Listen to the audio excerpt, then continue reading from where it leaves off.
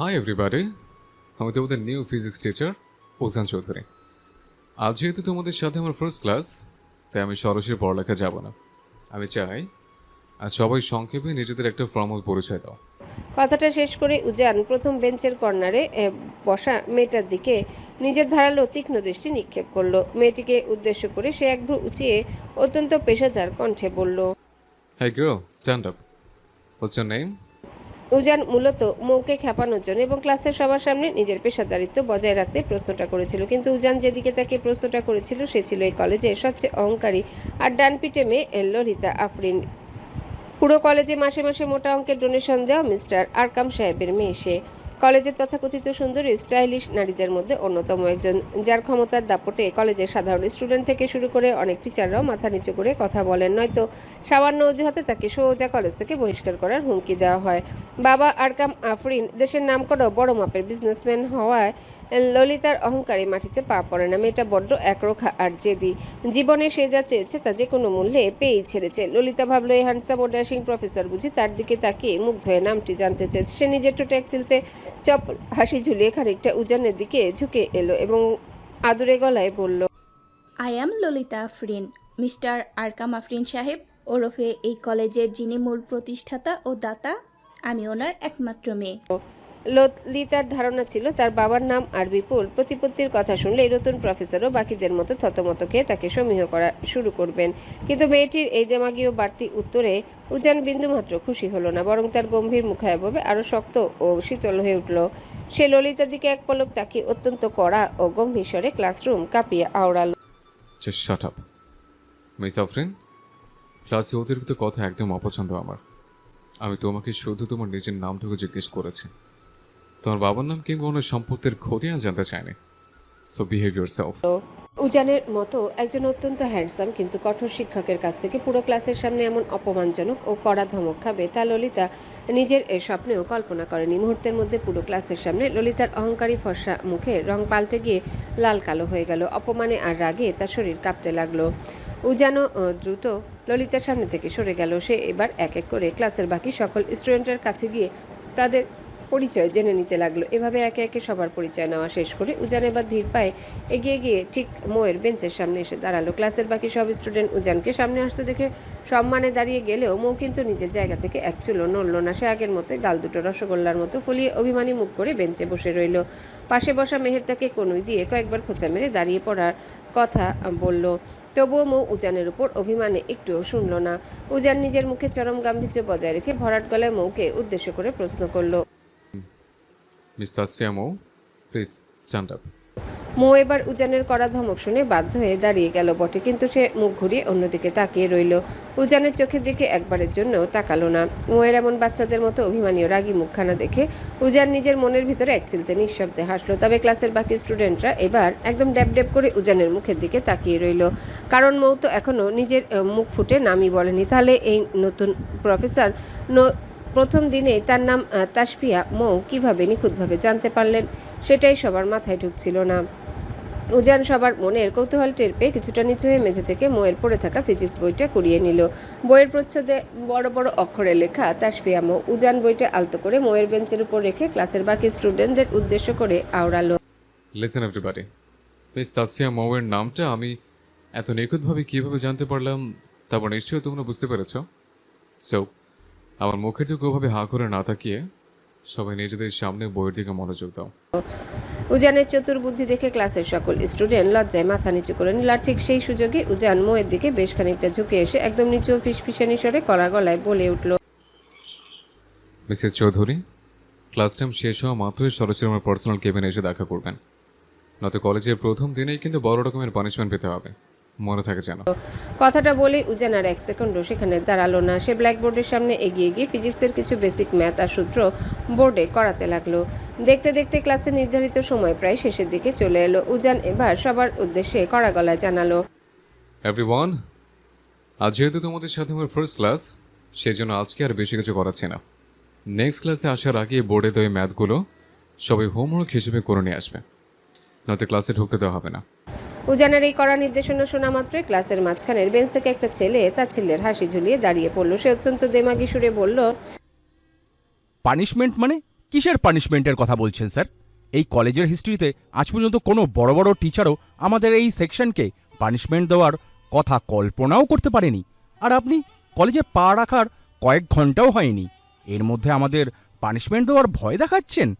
শোনেন স্যার, আমি হলাম এই এলাকার ওসির ছেলে, আমাকে এইসব ফালতু ভয় দেখাবেন না, হয়তো আপনার চাকরি। ছেলেটার হুমকি মাখা কথা শেষ হওয়ার আগে উজান বিদ্যুৎ গতিতে এগিয়ে গিয়ে ছেলেটার কলার চেপে ধরে তার গালে পরপর কয়েকটা সজোরে ঠাস ঠাস করে থাপ্পড় বসিয়ে দিল। আচমকা ক্লাসরুমে এমন একটা কাণ্ড ঘটে যাবে তাকেও ভাবেনি। থাপ্পড় খেয়ে ওসির বকে যাওয়া ছেলে জিহাদ নিজের গাল চেপে ধরে চরম ভয়ে আর আতঙ্কে কাঁপতে লাগলো। পুরো ক্লাসরুম জুড়ে এক ভয়ানক নিস্তব্ধতা নেমে এলো, যেখানে এই কলেজে জিহাদের চোখের দিকে তাকিয়ে কথা বলার সাহস কোনো সাধারণ স্টুডেন্ট বা কোনো টিচার হতো না, সেখানে এই নতুন প্রফেসর প্রথম দিনে তাকে সবার সামনে চড় মারল।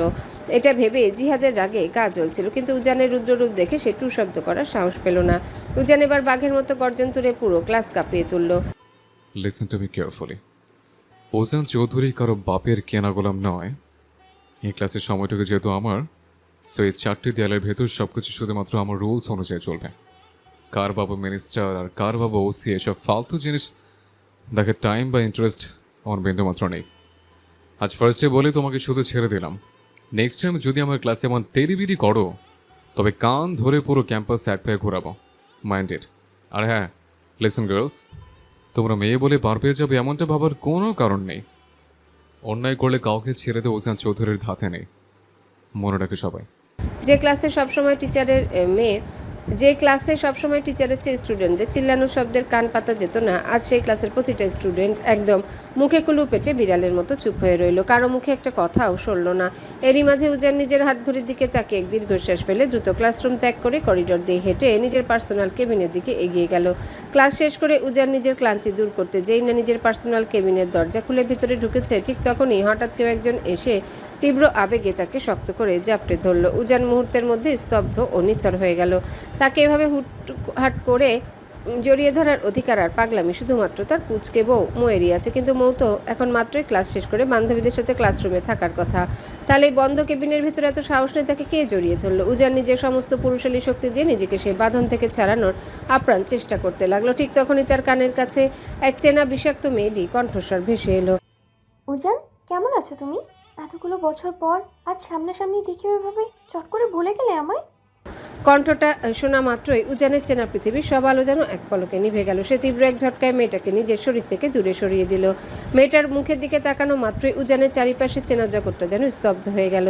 এই তো সেই শিরিন, যাকে উজান নিজের তরুণ বয়সে নিজের উদীয়মান যৌবনে প্রথম দেখার পর পাগলের মতো ভালোবেসেছিল। মেয়েটার মুখের অবয়ব এখনো ঠিক আগের মতোই আছে, চেহারা তেমন কোনো পরিবর্তন আসেনি। তবে একসময় এই মেয়েটিকে উজান যতটা না ভালোবাসতো, আজ তার চেয়ে কোটি গুণ বেশি ঘৃণা করে। যাকে নিয়ে একসময় স্কুল কলেজের গণ্ডি পেরিয়ে নিজের জীবনের ঘরণী বানানোর হাজারো রঙিন স্বপ্ন বুনত উজান, ঠিক সেই মেয়েটি একদিন উজানকে একাকী মাছ দরিয়ায় ফেলে তারই সবচেয়ে কাছের বন্ধুর হাত ধরে পালিয়ে গিয়ে বিয়ে করে নতুন সংসার শুরু করেছিল। আজ দীর্ঘ 14টা বছর পর তাদের আবার এভাবে সামনাসামনি দেখা হলো। উজানের বয়স যখন মাত্র 16, তখন তাদের স্কুলে নতুন ভর্তি হয়েছিল শিরিন। মেয়েটা ছিল উজানের চেয়ে 3 বছরের জুনিয়র। প্রথমে দুজনের মধ্যে বন্ধুত্ব, তারপর ধীরে ধীরে তা এক গভীর অন্ধ ভালোবাসায় রূপান্তর হয়। একসাথে স্কুলের গণ্ডি পেরিয়ে যখন তারা কলেজ লাইফের শেষ প্রান্তে, ঠিক তখনই এইচএসসি পরীক্ষার মাত্র কয়েক মাস আগে শিরিন উজানেরই পরম বন্ধুর সাথে পালিয়ে গিয়ে বিয়ে করে নেয়। অথচ উজান তাকে নিজের জীবনে সবটুকু উজাড় করে ভালোবাসত। উজানের সাথে শিরিনের 4 বছরের দীর্ঘ সম্পর্ক ছিল, কিন্তু পরে উজান জানতে পারে তার আড়ালে তার বন্ধুর সাথে এই শিরিনের 5 বছরের গভীর সম্পর্ক ছিল। শুধুমাত্র একটি মেয়ের বিশ্বাসঘাতকতার জন্য উজানের সাজানো সুন্দর জীবনটা এক নিমিষে তছনছ হয়ে গিয়েছিল। সে এতটাই মানসিক আঘাত পেয়েছিল যে জীবনের প্রথম পরীক্ষা এইচএসসিতে সে ফেল করে বসেছিল। তারপর বছরের পর বছর একা কেঁদে নিজেকে পুড়িয়ে সে ধীরে ধীরে মুভ অন করে আজকের এই স্বনামধন্য গোল্ড মেডেলিস্ট প্রফেসর উজান চৌধুরী হয়েছে। এখন সেই মেয়েটিকে তীব্র ঘৃণা করলেও মনের কোনো এক অন্ধকার কোণ থেকে তার নামটা পুরোপুরি ভুলতে পারেনি। তবে এই বিগত কয়েকটা দিন ধরে মৌতার লাইফে আসার পর থেকে এই বিষাক্ত মেয়েটার কথা উজান যেন ভুলেই গিয়েছিল। তার মনেই থাকতো না শিরিনের কথা। উজানকে ওভাবে স্তব্ধ হয়ে দাঁড়িয়ে থাকতে দেখে শিরিন আবারও এক পায়ে গিয়ে এসে চোখের জল ফেলে তীব্র আবেগে উজানকে শক্ত করে জড়িয়ে ধরল। আর ঠিক সেই চরম মুখ্য মুহূর্তে প্রফেসরের কেবিনে দরজা ঠেলে ভেতরে রুমে প্রবেশ করলো মৌ। ভেতরে ঢুকে উজান আর শিরিনকে অমন এক অতি ঘনিষ্ঠ অপ্রস্তুত অবস্থায় জড়িয়ে ধরে থাকতে দেখে মৌয়ের মাথার উপর যেন আস্ত আকাশটা ভেঙে পড়ল। তার বুকের ভেতরটা এক নিমিষে হাজারটা টুকরো হয়ে গেল। যাকে সে ভালোবাসে সে এখন অন্য এক অচেনা মেয়ের বাহুবন্ধনে আবদ্ধ। মৌয়ের চোখ দুটো মুহূর্তের মধ্যে নোনা জলে ভরে উঠল এবং আপনা আপনি 2 ফোঁটা অশ্রু গাল বেয়ে গড়িয়ে পড়ল মেঝেতে। উজান দরজার দিকে তাকে মৌয়ের ভাঙা চাহনি দেখে পুরোপুরি থমকে গেল। সে তড়িঘড়ি করে শিরিনকে নিজের শরীর থেকে ধাক্কা দিয়ে সরিয়ে দিতে চাইল, কিন্তু শিরিন এবার বড্ড শক্ত করে উজানকে আঁকড়ে ধরে রাখায় উজান তাকে সরাতে ব্যর্থ হলো। আর উজানের বুকে অন্য নারীর এই অধিকার দেখা মাত্রই মৌ আর 1 সেকেন্ডও সেখানে দাঁড়িয়ে নিজের আত্মসম্মান বিলিয়ে দিল না। সে কাঁদতে কাঁদতে তড়িৎ গতিতে কেবিন ছেড়ে করিডোর দিয়ে বাইরের দিকে ছুটে চলে গেল। উজান এবার নিজের সর্বশক্তি খাটিয়ে শিরিনকে এক ঝটকায় দূরে সরিয়ে দিয়ে তার গাল বরাবর 2টো থাপ্পড় বসিয়ে দিল। উজান মুহূর্তের মধ্যে বাঘের মতো গর্জন করে উঠল। খান কি তুই কোন সাহস আমাকে জড়িয়ে ধরলি? শিরিন হকচকিয়ে গিয়ে কাঁপা কাঁপা গলায় বলল, উজান, তুমি আমাকে থাপ্পড় দিলে? আবার এত নোংরা ভাষায় গালি দিচ্ছ? নিজের ভালোবাসার মানুষের সাথে কেউ কি এভাবে রুড বিহেভিয়ার করে? উজান সঙ্গে সঙ্গে শিরিনের গাল দুটো শক্ত করে চেপে ধরে দাঁতে দাঁত চেপে বলল, তোর মতো বাল ওজান চৌধুরী অন্তত ভালোবাসে না। কাল নাকি নে আমি তোকে 14 বছর আগে আমার লাইফ থেকে আউট করে দিয়েছি, আর আজ এত বছর পর তুই এসে আমাকে ভালোবাসা দেখাচ্ছিস? সর। উজান আর 1 সেকেন্ডও সেখানে দাঁড়ালো না। সে দ্রুত কক্ষ থেকে বেরিয়ে মৌয়ের পিছু পিছু দৌড় দিল, কিন্তু ততক্ষণে অনেক দেরি হয়ে গিয়েছে। করিডোরের শেষ প্রান্তে মেহেরকে দাঁড়িয়ে থাকতে দেখে উজান উদ্গ্রীব কণ্ঠে জিজ্ঞাসা করল, মেহের পিচ্ছে কোথায়? ওকে দেখেছো? মৌ তো কাঁদতে কাঁদতে কলেজ গেট দিয়ে বেরিয়ে গেল। কিন্তু ভাইয়া, সরি স্যার, আপনি মৌকে এমন কি বলেছেন যে ও ওভাবে কাঁদতে কাঁদতে চলে গেল? আপনি কি আবার ওকে থাপ্পড় দিয়েছেন? মেয়ে, তোমার কি সেন্স নেই? আমি কোনো অপরাধ হয়ে ঢুকে একটা মেয়েকে মারতে যাব? তাছাড়াও ও তো আমার বউ। উজান আর কোনো কথা না বলে বড় বড় পা ফেলে দ্রুত গেট দিয়ে বেরিয়ে গেল। তার দ্রুত চলে যাওয়ার দিকে তাকিয়ে মেহের মুগ্ধ হয়ে আসলো। অনিচ্ছায় হলেও আজ প্রথমবারের মতো উজান মৌকে নিজের বউ বলে স্বীকৃতি করলো। এদিকে মৌ বাসায় ফিরে নিজের রুমে ঢুকে একটার পর একটা জিনিস মেঝেতে ছুঁড়ে দিয়ে ভাঙতে শুরু করলো। পুরো রুম লণ্ডভণ্ড হয়ে গেছে। তার চোখ থেকে অনবরত অশ্রু গড়িয়ে পড়ছে। বাড়িতে আজ শুধু আরিফুল চৌধুরী, তুবার, মৌসুমী চৌধুরী রয়েছেন। বাকিরা সবাই কাজে বাইরে। তুবা অনেক চেষ্টা করে মৌকে শান্ত করার, কিন্তু মৌ তাকে নিজের ধারে কাছেও আসতে দিচ্ছে না। আরিফুল চৌধুরী আর তুবা রুমের দরজার বাইরে হতাশ হয়ে দাঁড়িয়ে আছেন। মেয়েটার হঠাৎ এমন আগ্নেয়গিরির মতো ফেটে পড়ার কারণ কেউ বুঝে উঠতে পারছে না। মৌ হাতে তালু দিয়ে চোখ মুছে ডুকরে কেঁদে উঠলো। তারপর পাশ থেকে একটা ফুলদানি নিয়ে সজোরে ড্রেসিং টেবিলের আয়নার দিকে ছুঁড়ে মারল। ঝনঝন শব্দে সেটা চূর্ণ বিচূর্ণ হয়ে গেল। সে চিৎকার করে বলে উঠলো, থাকবো না আমি এই বাড়িতে, আমি একটুও থাকবো না, আমায় কেউ ভালোবাসে না, আমি চলে যাবো এখান থেকে। ঠিক সেই মুহূর্তে উজান তড়িঘড়ি হয়ে রুমে প্রবেশ করলো। মৌয়ের কাছাকাছি আসতে সে আবারও চিৎকার করে উঠলো, একদম আমার কাছে আসবে না। আমি এই রুমে সব ভেঙে ফেলবো, কিচ্ছু রাখবো না, আর চলেই যাব আমি আপনার জীবন থেকে, থাকবো না আমি আর এক মুহূর্ত। উজান মৌয়ের কাছাকাছি পৌঁছাতে পারছে না, কারণ মৌ তার উপর একে একে জিনিস ছুঁড়ে মারছে। কাঁদতে কাঁদতে মৌয়ের মুখটা অনেকটা ফুলে উঠেছে। উজান নরম স্বরে বলল, পিচ্ছি প্লিজ স্টপ। কেন এমন করছে? বললাম না আসবেন না আমার কাছে। এই বলে মৌ উজানের শখের ট্রফি এগুলো মেঝেতে আছাড় দিয়ে ভেঙে ফেললো। রুম ভর্তি এখন ভাঙা কাঁচার ধ্বংসস্তূপ, কিন্তু উজান তবুও শান্ত। দরজার বাইরে দাঁড়িয়ে থাকা তুবার, আরিফুল চৌধুরী হাঁ করে তাকিয়ে আছেন।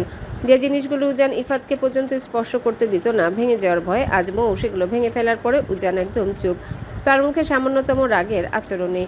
তুবা আরিফুল চৌধুরীর দিকে তাকিয়ে ফিসফিস করলো, বাবা, এসব কি দেখছি?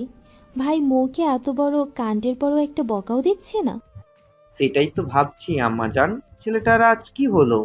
উজান কয়েক ধাপ এগিয়ে মৌয়ের দিকে হাত বাড়ালো। মৌ সাথে সাথে ভাঙা কাচের টুকরো হাতে নিয়ে সাথে সাথে আবারও চিৎকার করে উঠল, আসবেন না আমার কাছে। যদি আসেন তাহলে আমি নিজেই নিজেকে আঘাত করব। ঠিক সেই মুহূর্তে উজান বিদ্যুৎ গতিতে এগিয়ে গিয়ে মৌয়ের হাত থেকে কাচের টুকরো ফেলে দিয়ে নিজের 2 বাহুর মাঝে শক্ত করে জড়িয়ে ধরল। তারপর মৌয়ের কানের কাছে মুখ এনে অত্যন্ত আদুরে ও শান্ত স্বরে আওড়ালো, মিসেস উজান চৌধুরী প্লিজ রাগটা একটু কন্ট্রোলে আনেন। আপনার এই অগ্নিকন্যা রূপ উজান চৌধুরী নিতে পারছে না। মুহূর্তের মধ্যে পুরো রুম যেন নিস্তব্ধ হয়ে গেল। মৌয়ের চোখ কপালে ওঠার উপক্রম। উজান তাকে মিসেস উজান চৌধুরী বলে ডাকছে। দরজার বাইরে থাকা আরিফুল চৌধুরী আর তুবা বিষয়ে একে অপরের দিকে তাকিয়ে রইল। বাবা, ভাই কি মাথা ঠিক আছে? কি সব আবল তাবল বলছে ভাই?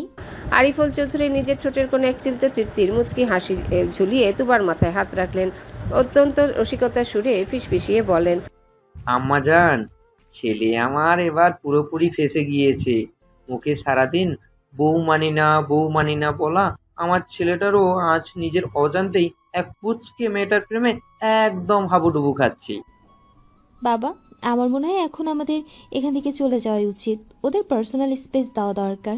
আরিফুল চৌধুরী চশমাটা নাকের উপর ঠিক করতে করতে বলেন, আম্মা জান, নাটক তো মাত্র জমলো, আর একটু দাঁড়িয়ে দেখি না ছেলে আমার কিভাবে বউয়ের রাগ ভাঙায়। তুবা এবার কৃত্রিমভাবে নাক সিটকে বাবার হাত ধরে টেনে সরিয়ে নিয়ে বলল, ছি বাবা, আপনার একটু লজ্জা করে না নিজের জোয়ান ছেলের রুমে ওভাবে আড়ি পাততে? আমি কিন্তু এখন আম্মুকে গিয়ে সব বলে দেব।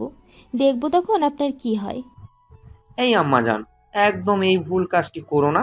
এমনিতেই তোমার শাশুড়ি সারা দিন আমার উপর রেগে থাকে, এই কথা শুনলে আজ আমায় সোজা বাসার থেকেই বের করে দেবে। চলো চলো চলেই যাই, ছেলে তার বউয়ের সাথে যা ইচ্ছে করুক, আমাদের আর মাথা ঘামিয়ে কাজ নেই।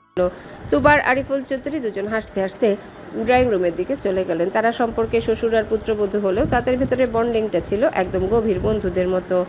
এদিকে রুমের ভেতর পরিস্থিতি তখনও থমথমে। মৌজানের ওই শক্ত বাঁধন থেকে নিজেকে ছাড়ানোর জন্য আপ্রাণ ছটফট করতে লাগলো, তার বুকে দুহাত দিয়ে ধাক্কা মারতে লাগলো। কিন্তু উজান আজ বড্ড নাছোড়বান্দা, সে মৌকে একটুও ছাড়লো না, বরং নিজের বিশাল শক্ত বুকে আষ্টে পৃষ্ঠে জড়িয়ে ধরে রাখলো। উজানের বুকে চেনা ও উষ্ণ ঘ্রাণে হঠাৎ করে মৌ শান্ত হয়ে গেল, ছটফটানি থামিয়ে সে একদম নিথর হয়ে রইল। উজান তখন মৌয়ের সে নীরবতা টের পেয়ে আলতো করে মৌকে নিজের দিকে ঘুরিয়ে তার মুখ পানে তাকালো, অত্যন্ত নরম সুরে জিজ্ঞাসা করলো, মিসেস চৌধুরী, রাগ কি কমেছে একটু? মৌ এক সেকেন্ডের জন্য উজানের ওই মায়াবী চোখের দিকে তাকালো না। সে তীব্র এক ঝটকায় নিজেকে উজানের হাত থেকে ছাড়িয়ে নিল, তারপর ধীর পায়ে বিছানার মাঝখানে গিয়ে হাঁটু গেড়ে বসে নিজের দুই হাঁটুর মাঝখানে মুখটা গুজে দিল। উজান আবারও তার পিছু পিছু বিছানার সামনে এসে বসলো, কিন্তু মৌ টু শব্দ করা তো দূর, একবারের জন্য তার দিকে চোখ তুলে তাকালো না। মৌয়ের এই অস্বাভাবিক নীরবতায় উজান বেশ অবাক হলো। এই মেয়েটার স্বভাব তো এমন নয়, কিন্তু এখন সে যেভাবে চুপ হয়ে গেছে তাতে উজান খুব ভালো করেই বুঝতে পারলো তার পিচ্চি বউটা আজ বড্ড বেশি কষ্ট পেয়েছে। উজান নিজের গলার স্বরটা যতটা সম্ভব কোমল করে নিচু স্বরে আওড়ালো, পেয়েছি। কিন্তু এবারও মৌয়ের পক্ষ থেকে কোনো রেসপন্স এলো না। সে হাঁটুর ভেতর মুখ গুজে এবার নিঃশব্দে ফুপিয়ে ফুপিয়ে কাঁদতে লাগলো। মৌয়ের সে কান্নার তীব্র ও ভেজা আওয়াজটা তীরের মতো এসে উজানের বুকের ভেতর বিঁধল, তার হৃৎপিণ্ডটা যেন এক নিমিষে হাহাকার করে উঠল। ইদানিং এই মেয়েটার মুখখানা একটু কালো হয়ে থাকলেও যেখানে উজানের বুকটা ব্যথায় টনটন করে, সেখানে আজ মেয়েটার নিজে চোখের অশ্রু ফেলছে। উজান কিছুতেই মৌয়ের কষ্ট মেনে নিতে পারছে না। উজান বার কয়েক চেষ্টা করলো মৌয়ের চিবুক ধরে নিজের দিকে ফেরাতে, কিন্তু বরাবরই ফলাফল শূন্য রইল। মৌ মুখ তুলল না। উজান এক তপ্ত ও দীর্ঘশ্বাস ফেললো। সে মনে মনে একটা কঠিন সিদ্ধান্ত নিয়ে ধীরে ধীরে কক্ষ ত্যাগ করলো। সে বড় বড় পা ফেলে সিঁড়ি দিয়ে তরতর করে নিচে নামছে। তার চোখে মুখে তখন এক অদ্ভুত তারা। সদর দরজার কাছাকাছি পৌঁছাতে ড্রয়িং রুমে বসা তুবা পেছন থেকে কৌতূহলী গলায় বলে উঠল, ভাইয়া, এত তাড়াহুড়ো করে কোথায় যাচ্ছ তুমি? উজান এক পলক পেছনে ফিরে তাকালো, তার ঠোঁটের কোণে তখন এক চিলতে মৃদু ও রহস্যময় হাসি। সে উত্তর দিল, মিসেস চৌধুরী বড্ড অভিমান করেছে আমার উপর, তাই তার সেই কঠিন অভিমান ভাঙানোর মেডিসিন আনতে যাচ্ছে। কথাটা বলে উজান সদর দরজা খুলে বাইরে বেরিয়ে গেল। তুবা উজানের যাওয়ার দিকে তাকিয়ে নিজের মনেই মুচকি হাসলো। মনে মনে ভাবলো, যাক, ছেলেটার অবশেষে বোধ বুদ্ধি হচ্ছে। তাহলে প্রায় আধা ঘন্টা পর উজান দুহাতে অনেকগুলো বড় বড় কার্টুনার বক্স নিয়ে হন্তদন্ত হয়ে বাসায় ঢুকলো। তা দেখে ড্রয়িং রুমে বসে থাকা সবার চোখ যেন চরক গাছ। বিস্ময়ে সবার মুখ হা হয়ে গেল। যে উজান চৌধুরী জীবনে কখনো নিজের এক গ্লাস পানিও নিজের হাতে তুলে খায়নি, নিজের প্রয়োজনীয় জিনিসপত্র অন্যের হাত দিয়ে রুমে পাঠাতো, আজ সে নিজে এতগুলো বক্স দুই হাতে বয়ে নিয়ে আসছে। তুবা তাকে সাহায্য করার জন্য তড়িঘড়ি করে এগিয়ে যেতে চাইলো, কিন্তু উজান এক হাত তুলে তুবাকে মাঝপথেই থামিয়ে দিল। ভাবি, তোমার কষ্ট করতে হবে না। উজান চৌধুরীর জন্য এখন এইটুকু ভার বহন করা কিছুই না। মিসেস চৌধুরীকে বড্ড হার্ড করে ফেলেছে, সো তাকে মারানোর জন্য এইটুকু স্ট্রাগল তো আমাকে করতেই হবে। এই বলে উজান বড় বড় পা ফেলে সিঁড়ি বেয়ে নিজের রুমের দিকে হেঁটে গেল। রুমে ঢুকে দেখলো মৌ ঠিক সেই আগের অবস্থাতে বিছানায় হাঁটুতে মুখ গুজে বসে আছে। মৌকে অবস্থায় দেখতে উজানের কলিজাটা যেন ছিঁড়ে যাচ্ছে। আজ উজানের হাতে থাকা বক্সগুলোর ভেতরে ছিল প্রচুর চকলেট, আইসক্রিম আর চিপস। এই সব কটা জিনিসই মৌয়ের ভীষণ প্রিয়। একদিন রাতে ঘুমের ঘরে আচ্ছন্ন অবস্থায় মৌ বিড়বিড় করে জিনিসগুলোর কথা বলছিল, আর উজান সে পুচকে বউয়ের মুখের প্রতিটা কথা নিজের মনের মণিকোঠায় গেঁথে রেখেছিল। সে মল থেকে প্রতিটা জিনিস একটা দুটো নয়, একেবারে 10টা করে বক্স কিনে এনেছে, যাতে তার এই জেদি পিচ্চি বউটার অভিমান চোখের পলকে ধুয়ে মুছে সাফ হয়ে যায়। উজান ধীর পায়ে এগিয়ে গিয়ে সবগুলো রঙিন বক্স ঠিক মৌয়ের চোখের সামনে সাজিয়ে রাখলো। চকলেটের চেনা সুবাস পেয়ে মৌ আচমকা চমকে চোখ তুলে তাকালো। কিন্তু পরক্ষণে উজানের দিকে তাকিয়ে আবারও নিজের মুখটা শক্ত করে নিল, কোনো কথা বলল না। উজান বিছানায় তার একদম কাছাকাছি গিয়ে হাঁটু গেড়ে বসলো। পিচ্ছি, আয় পিচ্ছি। সরি আমার লক্ষ্মী বউ, প্লিজ এবার একটু কথা বলো। আর কখনো এমনটা হবে না, প্রমিস। মৌ উজানের মুখে আম্মুর লক্ষ্মী বৌমা শুনেও নিজের জেদ বজায় রাখলো। সে আগের মতোই গাল দুটো ফুলিয়ে উজানের দিকে পেছন ফিরে উল্টো হয়ে বসলো। তবে তার চোখের কোণে তখন নোনা জল চিকচিক করছে, মনে হচ্ছে একটু নাড়া পেলেই বুঝি এখনই শ্রাবণের ধারার মতো গাল বেয়ে গড়িয়ে পড়বে। উজান এবার বিছানায় সরে গিয়ে সরাসরি মৌয়ের মুখোমুখি হয়ে বসলো। মৌয়ের নরম ফর্সা হাত দুটো জোর করে নিজের শক্ত হাতে তালুর ভাঁজে নিয়ে অত্যন্ত ফিসফিসিয়ে আকুল স্বরে আওড়ালো। পিচ্ছি, এভাবে চুপ করে থেকো না প্লিজ, কথা বলো না আমার সাথে। দেখো, তোমার জন্য চকলেট, আইসক্রিম, চিপস সব এনেছে, তবুও কি কথা বলবে না আমার সাথে? আমি তো নিজে থেকে সরি বললাম, তবু ওভাবে গাল ফুলে বসে থাকবে? বলা মাত্রই মৌ তড়িৎ গতিতে উজানের হাত থেকে নিজের হাত দুটো টেনে সরিয়ে নিল। সে নিজের বড় বড় চোখ দুটো দিয়ে উজানের দিকে রাগী দৃষ্টি নিক্ষেপ করে ঝাঁকিয়ে প্রতিবাদ করে উঠল। সরি? কিসের সরি? হ্যাঁ, আপনি কি ভেবেছেন আমাকে এই দুটো চকলেট, আইসক্রিম আর চিপস এনে দিলেই আমি আমার সব দুঃখ কষ্ট ভুলে যাব? আমি আপনার সাথে জীবনেও আর কথা বলবো না। আপনি কেন ওই কলেজের শাকচুন্নিটাকে ওভাবে নিজের বুকের সাথে জড়িয়ে ধরেছিলেন? হ্যাঁ, উজান মৌয়ের মুখে নিজের সাবেক প্রেমিকার নাম শাকচুন্নি শুনে আর মনের ভিতরে চেপে রাখা হাসিটা ধরে রাখতে পারল না। সে ফিক করে হেসে দিল।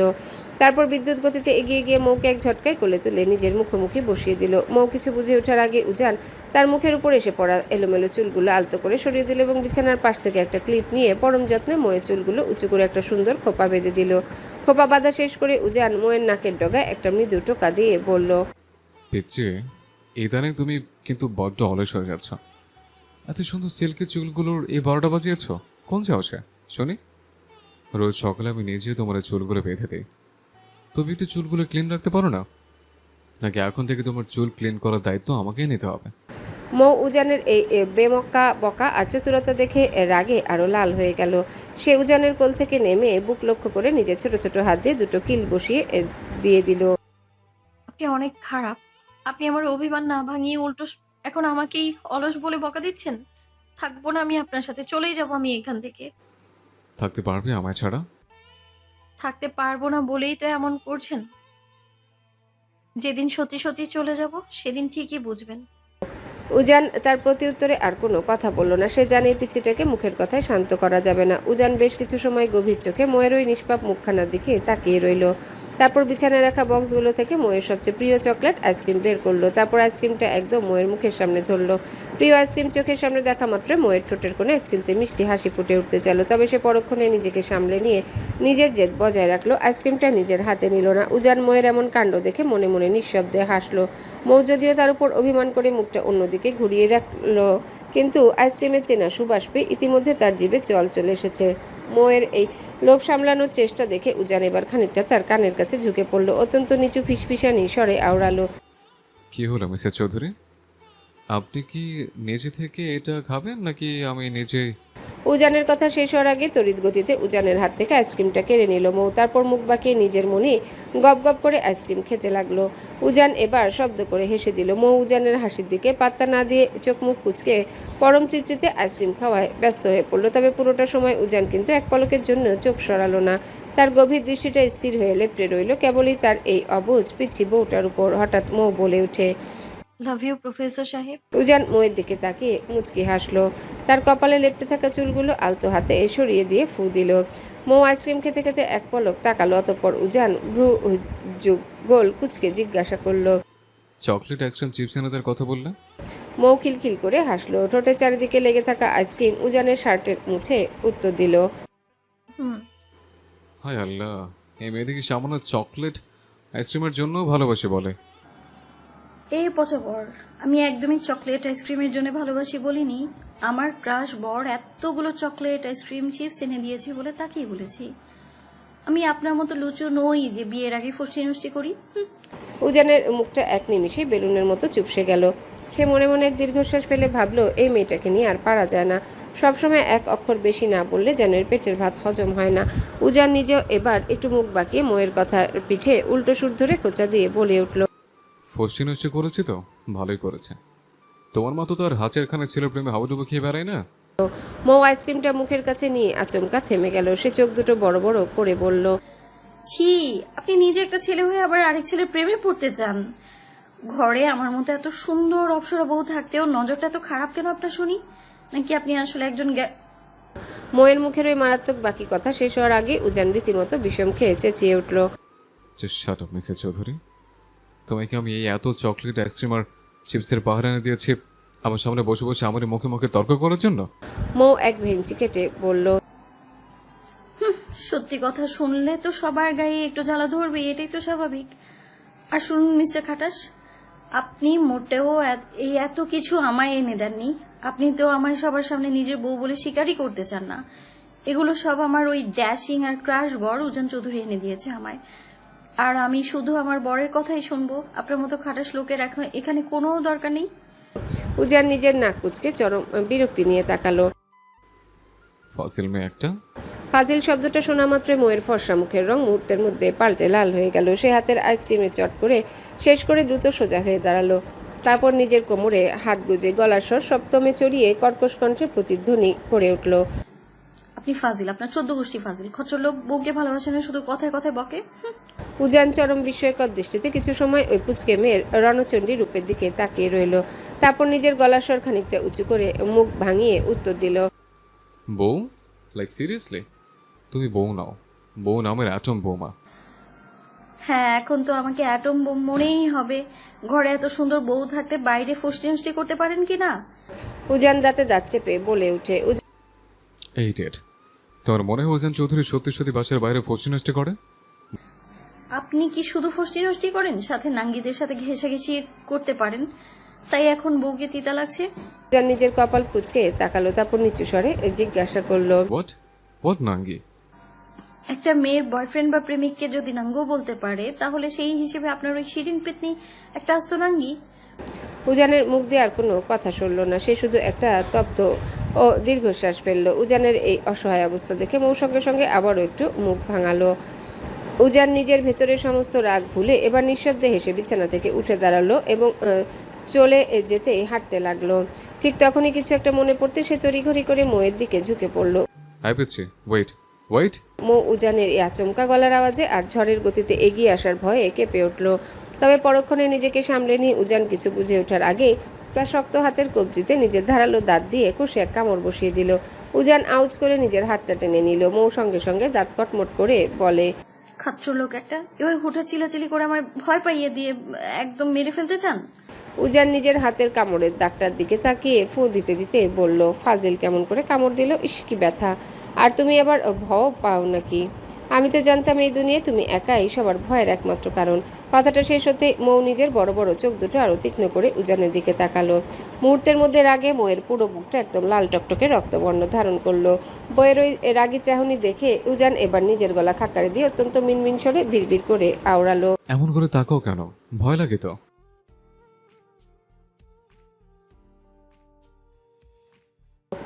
মৌ এবারও কোনো কথা না বলে একদম ড্যাব ড্যাব করে উজানের চোখের দিকে তাকিয়ে রইল। তা দেখে উজান নিজের চোখ দুটো ছোট ছোট করে নিল, মাথাটা খানিকটা নিচু করে ফিসফিস করে, অগ্নিকন্যা, প্লিজ এমন করে তাকিও না। সত্যি সত্যি আমার ভয় লাগছে। বাই দ্য ওয়ে, একটা কথা বলো তো, তুমি কিভাবে জানলে জড়িয়ে ধরে মেয়েটি শিরিন? মৌ নিজের ঠোঁট উল্টে বলল, কেন জানবো না?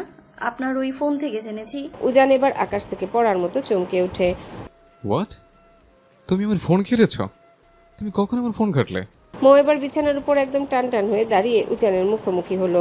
বিছানায় দাঁড়ানোর কারণে আজ সে উচ্চতায় ঠিক উজানের সমকক্ষে হয়েছে, নয়তো মেঝেতে দাঁড়ালে সে বড়জোর উজানের চওড়া বুক অব্দি পৌঁছাতে পারে। মৌ নিজের ঠোঁটের কোনো এক রহস্যময় বিজয়ের হাসি ঝুলিয়ে রাখলো। আপনার ওই ফোন তো বাসর রাতের ঠিক পরের দিনই পুরো ঘেটে তছনছ করে ফেলেছি আমি। আপনার কপালটা বড্ড ভালো যে ওই পেতনি শিরিনের কোনো ছবি আপনার গ্যালারিতে ছিল না, নয়তো সেদিনই আপনাকে কোরবানি দিয়ে দিতাম আমি। খুব ভালো করে মনে রাখবেন মিস্টার প্রফেসর, আপনি এখন আমার বর। আমার বর হয়ে যদি অন্য কোনো নারীর দিকে চোখ তুলে তাকান বা ফ্লার্ট করেন, তবে আপনার ওই চোখ দুটো না আমি নিজে টেনে উপড়ে ফেলবো, আর সাথে ওই মেয়েটাকে একদম খুন করে ফেলবো। মুহূর্তের মধ্যে উজান এক হ্যাচকা টানে মৌকে বিছানা থেকে নিজের শক্ত আর চওড়া বুকের উপর টেনে নিল। আচমকা এই কাণ্ডে মৌ বড্ড ভয় পেয়ে নিজের চোখ মুখ শক্ত করে খিচে বন্ধ করে ফেললো। হুট করে যখন সে অনুভব করলো কারো তপ্ত আর ভারী দীর্ঘশ্বাস তার মুখের উপর আছড়ে পড়ছে, তখন সে নিজের চোখ দুটো পিটপিট করে মেলল। চোখ খুলেই দেখলো উজান তার মুখের এতটাই কাছে ঝুঁকে আছে যে দুজনের নাকের ডগা প্রায় ছুঁই ছুঁই। উজানের এই অতর্কিত ঘনিষ্ঠতা দেখে মোয়ের বুকের ভেতরে হৃৎপিণ্ডটা যেন বিদ্যুৎ গতিতে লাফাচ্ছে। উজান মোয়ের চোখের দিকে গভীর দৃষ্টি রেখে হুট করে এক চিলতে বাঁকা হেসে বলে উঠল, তা কয়জনকে মারবেন মিসেস চৌধুরী? আপনার হ্যান্ডসাম বরকে যে অনেক মেয়ে নিজের করেছে।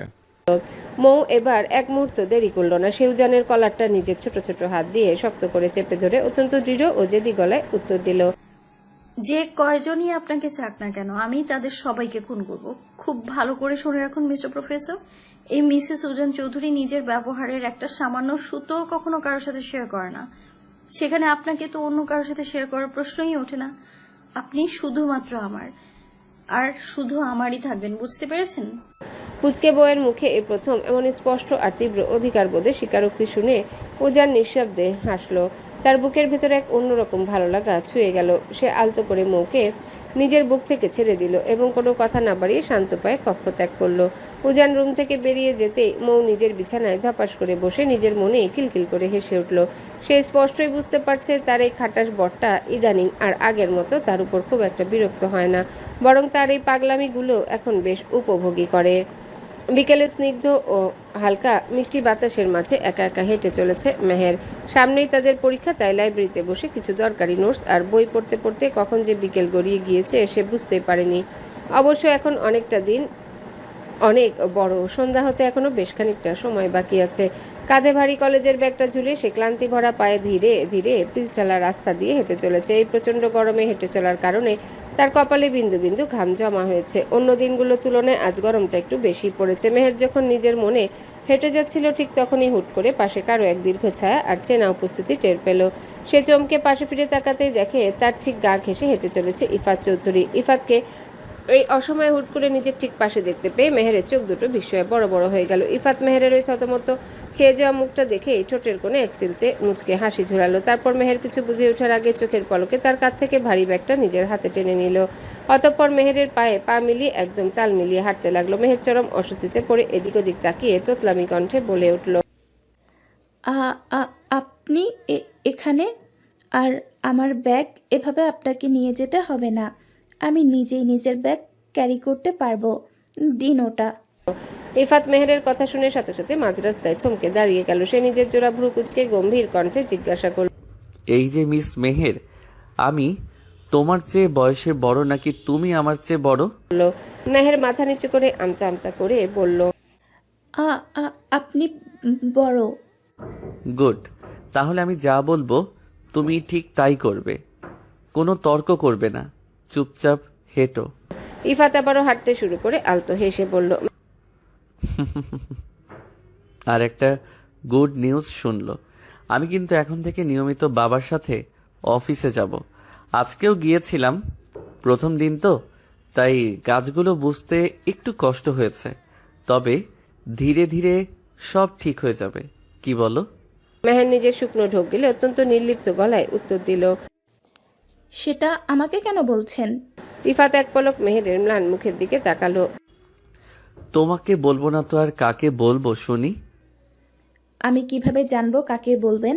আর প্লিজ আমার ব্যাগটা এবার আমায় দিয়ে দিন।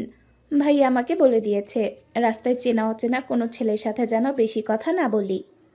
এক মুহূর্ত ব্যাগটা নিজের কাছে রাখলো না ইফাত। সে সজোরে মেহেরের হাতে তার ব্যাগটা ধরিয়ে দিল। তবে মেহেরের এই রুক্ষ উত্তর শুনে ইফাতের মনটা একটুও খুশি হলো না, বরং তার পুরো মুখটা কালো হয়ে গেল। মেয়েটা তাদের বাসা থেকে নিজেদের বাড়িতে চলে আসার পর থেকে কেন যেন আবারও কেমন জানি চেঞ্জ হয়ে গিয়েছে। অথচ কয়টা দিন যখন সে তাদের বাড়িতে ছিল তখন কত সুন্দর করে হেসে হেসে ইফাতের সাথে কথা বলতো, কিন্তু এখন তার আচরণ একদম ভিন্ন, পুরোপুরি অচেনা। সে আজ সকাল থেকে মেহেরকে কম করে হলেও 20 থেকে 30 বার ফোন করেছে, অথচ মেহের একটা ফোনও রিসিভ করেনি।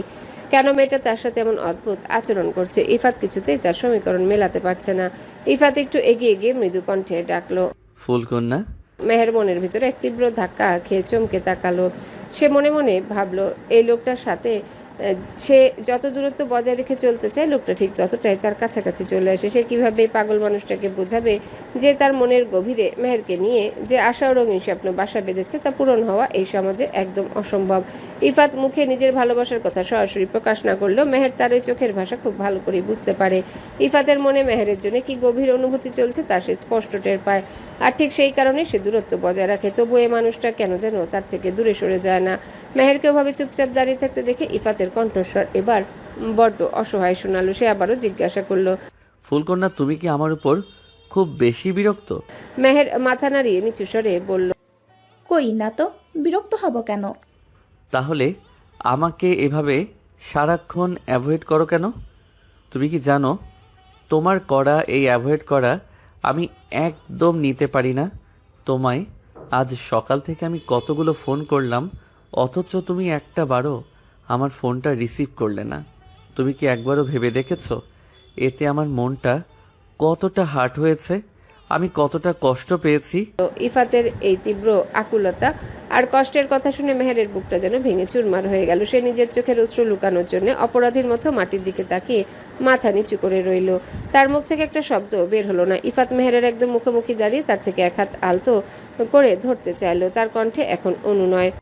ফুলকন্যা, প্লিজ কিছু তো বলো। কিন্তু এবারও মেহের একটা কথাও বলল না। সে নিজের হাতটা সরিয়ে নিয়ে ছলছল চোখে ইফাতের দিকে তাকালো। ঠিক তখনই তার নজর গেল কিছুটা দূরে দাঁড়িয়ে থাকা সাব্বিরের উপর। সাব্বিরকে দেখা মাত্রই মেহের যেন এক মস্ত বড় বাঁচার উপায় খুঁজে পেল। সে আর এক সেকেন্ডও ইফাতের সামনে দাঁড়ালো না, বরং তড়িৎ গতিতে দৌড়ে সরাসরি সাব্বিরের কাছে চলে গেল। ইফাত মাঝ রাস্তায় একা দাঁড়িয়ে অসহায় শূন্য দৃষ্টিতে কিছু সময় মেহেরের চলে যাওয়ার দিকে তাকিয়ে রইল। তার বুকের ভেতরটা এক তীব্র যন্ত্রণায় মুচড়ে উঠল। সে কোনোভাবে এই মেয়েটাকে বোঝাতে পারছে না যে মেহেরের প্রতি তার এই তীব্র টান কোনো সাময়িক মোহ নয়, এটা তার হৃদয়ের একদম গভীর থেকে সৃষ্টি হওয়া পবিত্র অনুভূতি। ইফাত নিজের অতীতে অনেক মেয়ের সাথেই তো মিশেছে, অনেক রিলেশনশিপও করেছে, কিন্তু মেহেরের জন্য কেন তার ভিতরটা এমন ব্যাকুল হয়ে ওঠে? কেন মেহেরকে একটু না দেখলে, তার সাথে একটা দিন কথা না বললে মনটা ভীষণ অস্থির হয়ে যায়? এই তীব্র ছটফটানি তো সে আগে কখনোই কারোর জন্য অনুভব করেনি, কিন্তু নিজের মনের এই আকুল কথাটুকু সে কিভাবে অবুঝ মেয়েটাকে বোঝাবে তা ভেবে ইফাত এক তপ্ত দীর্ঘশ্বাস ফেলে ওখানে দাঁড়িয়ে রইল। কিন্তু সে চেষ্টা করবে যেভাবেই হোক অবুঝ মেয়েটাকে নিজের করে ছাড়বে।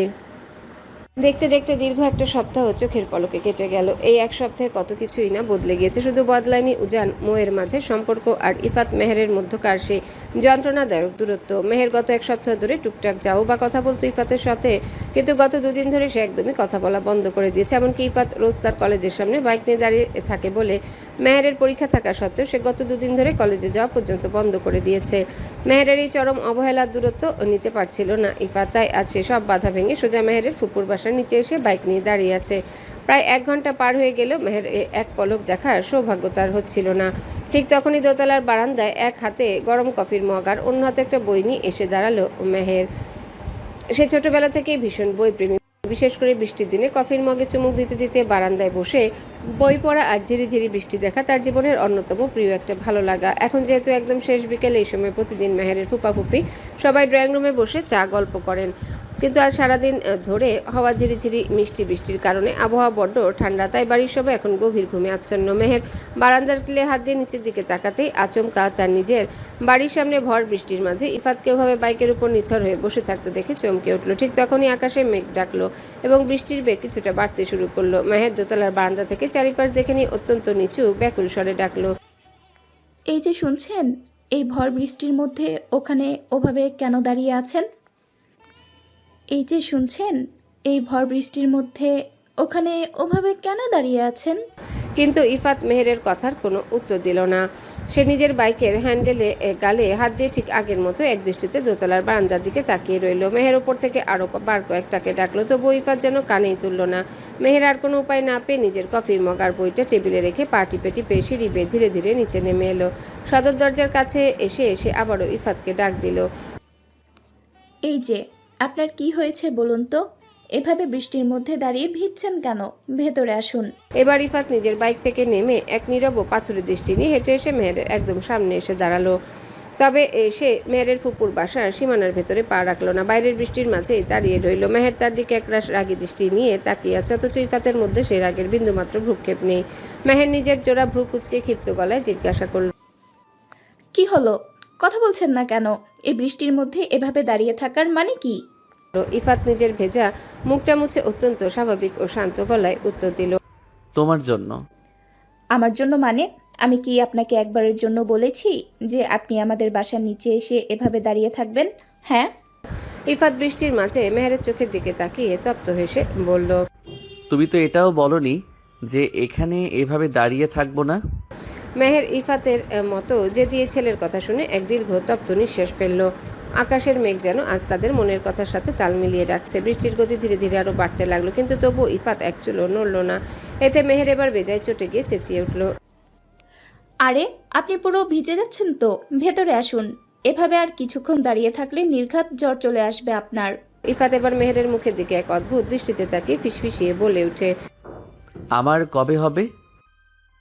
ইফাতের এই কথার আগাগোড়া কিছুই মাথায় ঢুকলো না। মেহের এসে কপাল কুঁচকে অবাক হয়ে জিজ্ঞাসা করলো। কি বললেন?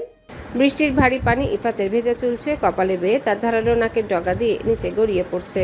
সে এক দীর্ঘ নিঃশ্বাস ফেল। সে মেহেরের এই অবুঝ চাহনি দেখে স্পষ্ট বুঝতে পারলো তার পাঠানো শত শত মেসেজের একটা এমিটি আজ পর্যন্ত খুলে দেখেনি। দেখলে অন্তত এই মুহূর্তে এই প্রশ্নটা করতো না। ইফাত নিজের মনেই হাসলো। দুনিয়ায় তার চেয়ে কম ধৈর্যশীল ছেলে বোধহয় দুটো নেই, অথচ এই মেহের নামের মেয়েটার বেলায় তার ভিতরে এত ধৈর্য, এত অপেক্ষা কোত্থেকে আসে সে নিজেও জানে না। ভালোবাসা বোধহয় আসলেই মানুষকে এভাবে বদলে দেয়। ইফাত এবার নিজের ভেজা চোখ দুটো সোজা তুলে মেহেরের চোখের মণিকোঠায় স্থির করলো। পরম আকুলতা ও ভালোবাসায় মাখানো কণ্ঠে এক নিঃশ্বাসে বলে উঠল। ভীষণ ভালোবাসি তোমায় ফুলকন্যা। ইফাতের মুখ থেকে একটা শব্দ শোনা মাত্রই মেহেরের পায়ের তলার মাটি যেন এক নিমিষেই সরে গেল। সে পুরো স্তব্ধ ও নিথর হয়ে দাঁড়িয়ে রইল। সে নিজের স্বপ্নেও কখনো ইফাতের কাছ থেকে এত বড় একটা প্রশ্নের মুখোমুখি হবে তা আশা করেনি। সে ভেবেছিল কোনো এক দূর ভবিষ্যতে হয়তো এমন পরিস্থিতি সৃষ্টি হতে পারে, কিন্তু সেই কাঙ্ক্ষিত ভয়ানক দিনটি যে এত তাড়াতাড়ি আসবে তা মেহেরের কল্পনারও বাইরে ছিল। সে নিজের শুকনো ঢোক গিলে মনের ভেতরে তীব্র কাঁপনটা লুকিয়ে মুখখানা যতটা সম্ভব শক্ত ও কঠিন করে বলল। কি বললেন আপনি? ইফাত এবার মেহেরের এক হাত নিজের ভেজা হাতের মুঠোয় নিয়ে পরম আকুতি নিয়ে আওড়ায়। তোমায় আমি প্রেমিকা নয়, বউ করে ঘরে তুলতে চাই ফুলকন্যা। বিয়ে করবে আমায়? ইফাতের এই সরাসরি বিয়ের প্রস্তাবে মেহেরের বুকের ভেতরটা যেন এক মস্ত বড় ভূমিকম্পে কেঁপে উঠল। তার শরীরে আর দাঁড়িয়ে থাকার মতো কোনো শক্তি অবশিষ্ট রইল না। এই কাঙ্ক্ষিত প্রশ্নের উত্তর সে কী দিবে তা কিছুতে ভেবে পেল না সে। তার নিজের অতীতে সে অন্ধকার অতীত, সমাজের সেই চাবুক আর নিজের কলঙ্কের কথা এক নিমিষে তার চোখের সামনে ভেসে উঠল। সে নিজের চোখের জলটুকু কোনো মতে চেপে রেখে আমতা আমতা করে কাপা গলায় বলল। আপনি যেটা চাচ্ছেন সেটা কোনোদিন পসিবল নয়, তাই চলে যান এখান থেকে, আর কোনোদিন আসবেন না আমার সামনে। এই বলেই ইফাতের মুখের সামনে মেহের দরজা আটকে দিল। ইফাত কিছু সময় সেভাবেই তাকিয়ে রইল। সে কিভাবে বাঁচবে মেয়েটাকে ছাড়া? মেয়েটা কি কোনোদিনও বুঝবে না তার গভীর ভালোবাসা? প্রফেসর সাহেব, I love you so much. পড়ার টেবিলে খাতার উপরে দুই হাত রেখে নিজের চিবুকটা ঠেকে হুট করে অত্যন্ত মিষ্টি সুরে উজানের দিকে তাকিয়ে কথাটা বলে উঠল মৌ। উজান তখন হাতে কলম নিয়ে অত্যন্ত মনোযোগ দিয়ে ফিজিক্সের একটা ম্যাথ মৌকে বুঝাচ্ছিল। ময়ের মুখ থেকে এমন অসময় রোমান্টিক বাণী শুনে উজান নিজের হাতের কলমটা টেবিলের উপর খটাস করে রাখলো। তারপর চোখ দুটো বড় বড় করে কড়া গলায় ধমকে উঠল। থাপ্পড় দিয়ে তোমার সবকটা দাঁত ভেঙে দেবো, বেয়াদব মেয়ে। দিন দিন ফাসিল হয়ে যাচ্ছ। পড়ার সময় এইসব আজের ফালতু কথা তোমার এই পুচকে মাথায় আসে কি করে? হ্যাঁ, চুপচাপ যে ম্যাথটা করাচ্ছে ওটাতে মনোযোগ দাও। উজানের এমন রাগান্বিত ধমকে মৌ নিজের মুখটা বেলুনের মতো চট করে চুপসে নিল। পড়াশোনা জিনিসটা তার ছোটবেলা থেকেই বরাবরই চরম অপছন্দের। সে তো মনে মনে ভেবেছিল যখন বিয়েটা হয়েই গেছে তখন অন্তত এই খাতা কলমের অত্যাচার থেকে আর চিরকালের মতো মুক্তি পাবে। কিন্তু এখন তো দেখছি পুরো উল্টো ও পুরাণ। খোদ বরের কাছে প্রতিদিন রাতে তাকে টিউশন পড়তে হচ্ছে। উজান প্রায় ঘন্টাখানেক ধরে মৌকে একটা মাত্র ম্যাথ বোঝানোর আপ্রাণ চেষ্টা করছে, কিন্তু এই অবুঝ মেয়েটার মাথায় ফিজিক্সের সূত্র যেন কিছুতে ঢুকতে চাইছে না। এই নিয়ে উজান যতবার বকাঝকা করছে মৌ ততবারই উল্টো কোনো কথা না বলে উজানকে আরও রাগিয়ে তুলছে। মৌ এবার নিজের একটা ফর্সা গাল উজানের দিকে বাড়িয়ে দিয়ে সবকটা দাঁত কেলিয়ে হেসে বলল। এই যে থাপ্পড় দিতে চাইলেন না, দেন থাপ্পড়। তবে আমার একটা শর্ত আছে, থাপ্পড় দেওয়ার পর আমায় জড়িয়ে ধরে ভালোবাসি বলতে হবে। উজান নিজের কপালে হাত দিয়ে এক দীর্ঘশ্বাস ফেলল। সে গলার স্বর কিছুটা নরম করে বলল। প্লিজ পিচ্ছি, আর ফাজলামো না করে একটুখানি পড়াশোনা নিয়ে সিরিয়াস হতো। তোমার সামনে পরীক্ষা, ভালো রেজাল্ট তো দূর, তুই পরীক্ষায় টেনে টুনে পাশ করতে পারবি কিনা তা নিয়ে আমার সন্দেহ হচ্ছে। মৌ নিজের ঠোঁট উল্টে বলল, আমার কোনো দরকার নেই পরীক্ষায় পাশ করার। দুদিন পর আপনার বাচ্চার মা হয়ে আপনার ঘর সংসার বাচ্চা কাচ্চা সামলে তাদের ঠিক মতো মানুষ করতে পারলেই তো আমার জীবন ধন্য। ফিজিক্সের সূত্র দিয়ে আমার কি হবে শুনি? মৌয়ের মুখে এতটুকু বয়সে সরাসরি বাচ্চা কাচ্চা মানুষ করার কথা শুনে উজান এবার চরম বিষম খেল। সে নিজের চোখ রাঙিয়ে টেবিল ছেড়ে উঠে দাঁড়িয়ে যায়। দাঁড়াও ফাজিল মেয়ে, তোমাকে আজ আমি মজা দেখাচ্ছি। কিন্তু উজান কিছু করার জন্যে এগিয়ে আসার আগে মৌ খিলখিল করে হেসে টেবিল ছেড়ে এক লাফে উঠে দাঁড়ালো। সে নিজের ওড়নাটা সামলে নিয়ে হুট করে রুমের দরজাটার দিকে এক দৌড় দিল। উজান তড়িঘড়ি করে বিছানার পাশ থেকে চিৎকার করে উঠল, এই পিছিয়ে দৌড়েও না, পড়ে গিয়ে ব্যথা পাবে। সত্যি সত্যি বলছি, দাঁড়াও। মৌ উজানের সেই উপকারী বারণ নিজের কানে তুলল না। সে যেই না হাসতে হাসতে দরজার কাছাকাছি পৌঁছালো, অমনি ঠাস করে শক্ত মেঝের উপর আছাড় খেয়ে পড়ে গেল। উজান আর এক সেকেন্ডও দেরি না করে ঝড়ের গতিতে এগিয়ে এলো। মৌ মেঝেতে পড়ে গিয়ে বোকার মতো ফ্যাল করে উজানের মুখের দিকে তাকিয়ে রইল। মনে মনে ভাবলো, ইস কেন যে এই খিটখিটে মানুষটার কথা শুনতে গেল না, এখন তো সত্যি খুব ব্যথা পেল। উজান কোনো কথা না বলে অত্যন্ত সাবধানে নিজের দুই হাত দিয়ে মুখে পাজা কোলে তুলে নিল, তারপর ধীর পায়ে এনে বিছানার উপর বসিয়ে দিল। সে নিজের দাঁতে দাঁত চেপে রাগটা নিয়ন্ত্রণ করে নিল। আমার কথা শোনো না কেন বলো তো? এত তার আমি কি করে শুনি? নারী এমন এক শব্দ যা শুরুই হয়েছে না দিয়ে, তারপরেও কিভাবে আশা করেন যে আপনাদের কথা আমরা অক্ষরে অক্ষরে পালন করব? কথাটা বলেই মৌ নিজের সব কষ্ট ভুলে আবারও ফিক করে হেসে দিল। উজান তার দিকে এক তীব্র রাগী চামড়া দৃষ্টি নিক্ষেপ করতেই সে চট করে নিজের মুখে হাত দিয়ে চুপ হয়ে গেল। মৌ এবার খানিকটা উজানের দিকে ঝুঁকে এসে চোখ পিট করে জিজ্ঞাসা করলো, রাগ করলেন? আস্ত একটা নির্লজ্জ মেয়ে তুমি। এত বড় আছাড় খেয়ে ব্যথা পেলে অথচ এখন বসে বসে দাঁত খেলাচ্ছ। সারাদিন ফোন দেখে যত সব আজগুবি আর তেরাবাকে কথা শেখা হয়, তাই না? আজ থেকে তোমার ফোন হাতে নয়, সম্পূর্ণ ব্যান্ড। উজান কড়া সুরে বলল। মৌ এবার উজানের শার্টের কলারটা আলতো করে টেনে ধরে আতুরে গলায় বলল, লাভ ইউ শাশুড়ি হ্যান্ডসাম ছেলে। উজান এবার নিজের দুই হাত দিয়ে মাথা চেপে ধরে বিছানার কোণে বসে পড়ল। এই মেয়েটাকে কোনো ব্যাকরণ বা ফিজিক্সের সূত্র দিয়ে সামলানো তার পক্ষে কোনোভাবেই সম্ভব নয়। সে মৌয়ের এই মিষ্টি যন্ত্রণাদায়ক অত্যাচারে অতিষ্ঠ হয়ে ঘর থেকে উঠে দাঁড়ালো। আর এক মুহূর্ত দাঁড়ালো না, সে দ্রুত পা ফেলে রুম থেকে বেরিয়ে গেল। রাত তখন অনেক গভীর। পুরো চৌধুরী বাড়ি এখন নিস্তব্ধতায় ডুবে আছে। উজান রুম থেকে বেরিয়ে নিজের ভেতরের অস্থিরতা কমাতে ধীর পায়ে বাড়ির পেছনে থাকা সেই পুরনো পুকুর পাড়ের দিকে এগিয়ে এলো। এই জায়গাটা একসময় বিশেষ করে তার স্কুল কলেজ লাইফে ভীষণ প্রিয় ছিল।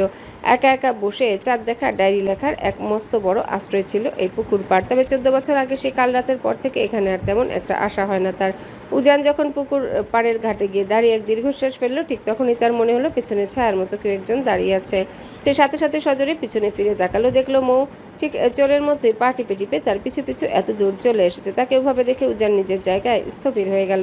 সে নিজের দুহাত বুকের উপর আড়াআড়িভাবে বেঁধে জোড়া ভ্রু কুঁচকে অত্যন্ত গম্ভীর কণ্ঠে জিজ্ঞাসা করল, প্রবলেম কি তোমার?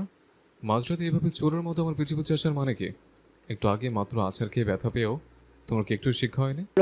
মৌ ধীর পায়ে হেঁটে এসে উজানের একদম সামনে দাঁড়ালো। সে নিজের পায়ের আঙ্গুলের উপর ভর দিয়ে একটু উঁচু হয়ে উজানের মুখের কাছাকাছি নিজের মুখটা নিয়ে গেল।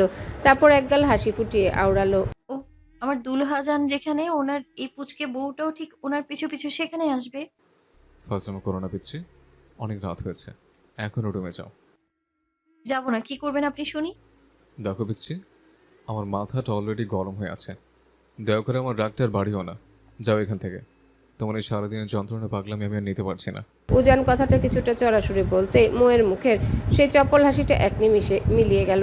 সে অত্যন্ত করুণ ও অসহায় চোখে উজানের চোখের দিকে তাকিয়ে ভাঙা গলায় জিজ্ঞাসা করলো, আমি কি আপনাকে শুধু সারাদিন যন্ত্রণা দেই? আপনাকে একটুও ভালোবাসি না? মৌয়ের ওই বুক ভাঙা অসহায় স্বরের আকুল প্রশ্নটা উজানের কানে কোনো এক তীব্র বজ্রপাতের মতো গিয়ে বাঁচতে লাগলো। সে খুব ভালো করে টের পাচ্ছে তার এই রুক্ষ আর কঠিন কথা মেয়েটা বড্ড বেশি কষ্ট পেয়েছে, কিন্তু উজানের নিজেরও তো কিছু করার নেই আজ। যে মেয়েটাকে সে নিজের মনের ভেতর থেকে ভালোবাসতে পারছে না, যাকে নিজের অর্ধাঙ্গিনী হিসেবে এখনো মেনে নিতে পারছে না, তাকে মিছে মায়ার জালে জড়িয়ে নিজের দিকে টেনে এনে ভবিষ্যতে আরো গভীর কোনো আঘাত দিতে না সে। আর ঠিক সেই কারণেই সে মৌয়ের সাথে সবসময় এমন রুড আর রুক্ষ বিহেভিয়ার করে। কিন্তু এই অবুঝ মেয়েটা তো সেই গভীর সমীকরণ বোঝে না। উজান নিজের মনের সমস্ত আবেগ পাথর চাপা দিয়ে মৌয়ের ছলছলা চোখের দিকে তাকিয়ে অত্যন্ত শীতল ও দৃঢ় গলায় বলে উঠল, কিন্তু আমার তোমার এই সস্তা ভালোবাসার বিন্দুমাত্র প্রয়োজন নেই। উজান চৌধুরীর লাইফে আজ শুধু তুমি কেন? এই উজান চৌধুরী নিজের অতীতে একে বাঁচতে শিখেছে, আর চিরকাল একে বাঁচতে পারে। তার লাইফে কোনো মানুষের সান্নিধ্যের প্রয়োজন নেই, আর না আছে কারো ভালোবাসার দরকার। আমি এই ভালোবাসা শব্দটাকে পৃথিবীর সবচেয়ে বেশি ঘৃণা করি। একটা মাত্র মিথ্যে শব্দ একসময় আমার পুরো লাইফটা তছনছ করে ধ্বংস করে দিয়েছিল। আমি আমার জীবনে আর দ্বিতীয়বার একই ধ্বংসলীলা দেখতে চাই না। সো প্লিজ আমাকে আমার মতো একটু একা থাকতে দাও, আমি তোমার রিকোয়েস্ট করছি। উজানের মুখ থেকে ঘৃণার একলা থাকার এই নিষ্ঠুর দাবি শোনা মাত্র ময়ের চোখের বাঁধ ভেঙে গেল। তার দু চোখ বেয়ে অজস্র অশ্রুধারা গাল বেয়ে টপ টপ করে নিচে গড়িয়ে পড়তে লাগলো। সে এক পা এগিয়ে এসে উজানের শার্টের বুকটা খামচে ধরে অত্যন্ত ব্যাকুল ও কাঁদতে কাঁদতে ডুকরে উঠল। কিন্তু আমার যে আপনাকে চাই প্রফেসর সাহেব, শুধুই আপনাকে চাই আমার এই জীবনে। আমি সারা জীবন আপনার ওই শক্ত বুকটার আলিঙ্গনে আবদ্ধ থেকে নিজের শেষ নিঃশ্বাসটুকু ত্যাগ করতে চাই। আপনার এই পাথরে মনের ভালোবাসায় আমি নিজেকে রাঙাতে চাই। এই মৌ চৌধুরী নামটা শুধুমাত্র উজান চৌধুরী নামক মানুষটাতে পরিপূর্ণ হতে চাই। আমি আপনাকে ছাড়া কিচ্ছু বুঝি না আর।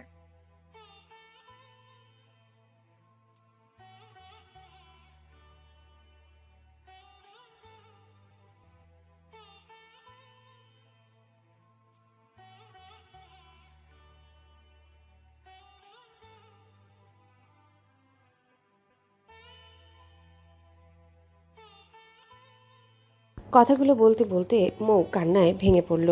সে যে নিষ্ঠুর মানুষটার একটুখানি ভালোবাসার জন্য বড্ড বেশি কাঙাল। তাকে ঘিরেই তো সে নিজের জীবনে সবটুকু সুন্দর স্বপ্ন বুনে ফেলেছে, একটা সুখের সংসার গড়ে তুলতে চেয়েছে। ঠিক তখনই উজান মৌয়ের খুব কাছাকাছি ঝুঁকে এলো। উজান নিজের কণ্ঠ গভীর করে অত্যন্ত কর্কশ কণ্ঠে আওড়ালো, শোনো মেয়ে, তুমি নিজের মনে মনে যেটা চাও বা যে স্বপ্ন দেখছো তা উজান চৌধুরীর এই জীবনে কোনোদিনই পসিবল নয়। বিগত কয়েকটা দিন তোমার সাথে আমি একটু ভালো বিহেভিয়ার করেছি বা চকলেট এনে দিয়েছি, মানে এই নয় যে আমার এই শক্ত মনে তোমার জন্য কোনো গভীর ফিলিংস বা ভালোবাসা কাজ করে। ওটা শুধুমাত্র আমার দায়িত্ববোধ ছিল, অন্য কিছু নয়। এ উজান চৌধুরী দেখিয়ে দেবে সে কোনো নারীর মায়া বা ভালোবাসা ছাড়াও চিরকাল একাই বেঁচে থাকতে পারে। সো নিজেরই মায়া দয়া করে অন্য কোথাও গিয়ে দেখাও। উজানের এই চরম শেষ বাক্যটি মৌয়ের বুকে তীরের মতো এসে বিঁধল। মৌয়ের হাত পায়ে সমস্ত শক্তি যেন নিমিষেই হারিয়ে গেল। বুকের ভেতরটা এক অজানা আশঙ্কায় ধরফর করে উঠল। চোখ দুটো থেকে অনবরত নোনা জল গাল বেয়ে গড়িয়ে পড়তে লাগলো। সে তো নিজের মুখ ফুটে আগেই বলেছিল সে বড় অভাগী, বড্ড বেশি ভালোবাসার কাঙাল সে। তবুও কেন প্রতিদিন এই একটি মানুষের দেওয়া কথার তীব্র আঘাতে তাকে এভাবে তিল তিল করে পড়তে হয়? দুনিয়ার সব কষ্ট সে মুখ বুজে সহ্য করতে পারলেও এই একটি মানুষের দেওয়া সামান্যতম অবহেলাও যে তার সহ্য ক্ষমতার বাইরে। ভীষণ ভালোবাসে সেই পাথুরে মনের মানুষটাকে। তাকে ঘিরেই তো নিজের মনের গহীনে একটা পরিপূর্ণ ঘর বাঁধার রঙিন স্বপ্ন বুনেছে সে। অনন্তকাল শুধু তাকেই ভালোবেসে যেতে চায়। কিন্তু তার এই পবিত্র স্বপ্ন কি কোনোদিনও পূর্ণ হবে? সে কি কোনোদিনও ঠাঁই পাবে না প্রফেসর উজান চৌধুরীর হৃদয়ের মণিকোঠায়? উজান আর একটি সেকেন্ডও সেখানে দাঁড়ালো না। নিজের নিষ্ঠুর গন্তব্যের দিকে বাবারই অন্ধকারের মাঝে হারিয়ে গেল। মৌ পূর্বের ন্যায় নিথর পাথরের মতো নিস্পন্দ হয়ে ওখানে দাঁড়িয়ে রইল।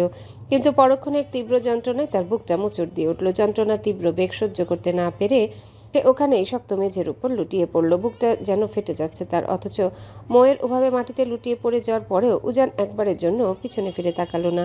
কত শত রঙিন স্বপ্ন বুনেছিল মো, অথচ সেই স্বপ্নের প্রাসাদ আজ এক নিমিষে ভেঙে চূর্ণ বিচূর্ণ হয়ে গেল। সে মেঝেতে বসেই চাতক পাখির মতো তৃষ্ণার্ত চোখে উজানে চলে যাওয়ার পথের দিকে তাকিয়ে রইল। ভালোবাসার দহন বুঝি এমনই ভয়ানক হয়। সে আজ বুঝতে পারছে লোকটার এই সামান্য রুক্ষ কথাতেই তার বুকটা ওভাবে ভেঙে যাচ্ছে। অথচ 14 বছর আগে যখন শিরিন ওনাকে ধোকা দিয়েছিল তখন ওনার ঠিক কতটা কষ্ট হয়েছিল, কতটা যন্ত্রণার পাহাড় বুকে চেপে মানুষটা আজও বেঁচে আছে। কিছুক্ষণ পর মৌ নিজের চোখের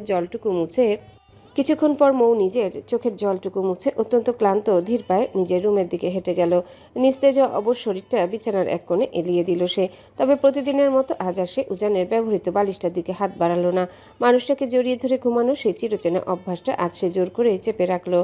আজ থেকে সে একাই ঘুমানোর অভ্যাস করবে। কিন্তু এই কঠিন চেষ্টায় সে কতটুকু সফল হবে তা কেবল উপরওয়ালাই জানেন। যে মানুষটা তার সামান্য ছোঁয়াতেই বিরক্ত হয় তাকে অন্তত মৌ আর নিজের থেকে যেচে জ্বালাতন করতে যাবে না। প্রায় ঘণ্টাখানেক পর উজান অত্যন্ত শান্ত পায়ে রুমে প্রবেশ করলো। ভেতরে ঢোকা মাত্র এক অদ্ভুত ও থমথমে শূন্যতা এসে গ্রাস করলো তাকে। প্রতিদিন রুমে ঢুকলেই যে মেয়েটা প্রজাপতির মতো ডানা মেলে তার চারপাশটা মুখরিত করে রাখত, আজ সে বড্ড নিশ্চুপ। উজানকে একটু হার্ট করার জন্যই হয়তো আজ মৌ রুমের সব মেন লাইট অফ করে রেখেছে, কেবল একটা ছোট ডিম লাইট জ্বালানো। সেই ডিম লাইটের লাল, নীল আর সবুজ আলোর মিশ্রণে পুরো রুমটা এক মায়াবী আলো আধারিতে আলোকিত হয়ে আছে। উজান ধীর পায়ে বিছানার দিকে এগিয়ে গেল। মৌয়ের একদম পাশে বসে তার শান্ত ঘুমন্ত মুখখানির দিকে তাকিয়ে আনমনে ফিসফিসিয়ে বলে উঠল। উজান খেয়াল করলো অতিরিক্ত কান্নার ফলে মৌয়ের চোখ মুখ একদম ফুলে লাল হয়ে আছে, এমনকি সেই পায়েও। তার বড্ড মায়া হলো। সে ড্রয়ার থেকে একটা পেন কিলার স্প্রে এনে মৌয়ের সে ব্যথাপ্রাপ্ত পায়ে আলতো করে স্প্রে করে দিল এবং নিজের 2 হাত দিয়ে পরম যত্নে মালিশ করে দিতে লাগলো। সে নিজের এই ছন্ন ছাড়া অভিশপ্ত জীবনে কোনো নারীকে জড়াবে না বলেই তো দীর্ঘ এতগুলো বছর নিজের মাতৃভূমিতে পা রাখেনি। কোনোদিনও কোনো নারীকে আপন করতে পারবে না বলেই সে বিয়ের মতো পবিত্র শব্দটাকেও সারা জীবন এড়িয়ে চলেছে। অথচ আজ পরিবারে নেওয়া একটা ভুলের কারণে এই নিষ্পাপ পুচকে মেয়েটাকে তার পাশে এসে কতই না কষ্ট পেতে হচ্ছে। উজান মালিশ শেষ করে মৌয়ের মুখের দিকে তাকানোর জন্য যেই না একটু কাছে এগিয়ে গেল, আর ঠিক তখনই ঘুমের ঘরে সজোরে নিজের পা চালিয়ে উজানের বুক বরাবর এক মস্ত বড় লাথি বসিয়ে দিল মৌ। উজান সামলাতে না পেরে একদম ছিটকে বেড থেকে নিচের মেঝেতে ধপাস করে পড়ে গেল। মেঝেতে পড়ে গিয়েও কিন্তু উজান একটুও রাগ করলো না, বরং নিজের বুকের উপর হাত রেখে আনমনে হেসে উঠল। এটা তো তার এই পিচ্চি বিড়াল বাচ্চার রোজকার কাণ্ড। ঘুমের ঘরে প্রতিদিন রাতে তাকে বউয়ের হাতে চর আর পায়ের লাথি খেতেই হয়। তবে কপাল ভালো যে আজ পর্যন্ত সে বিছানা থেকে নিচে পড়ে যায়নি, আজই প্রথম রেকর্ড হলো।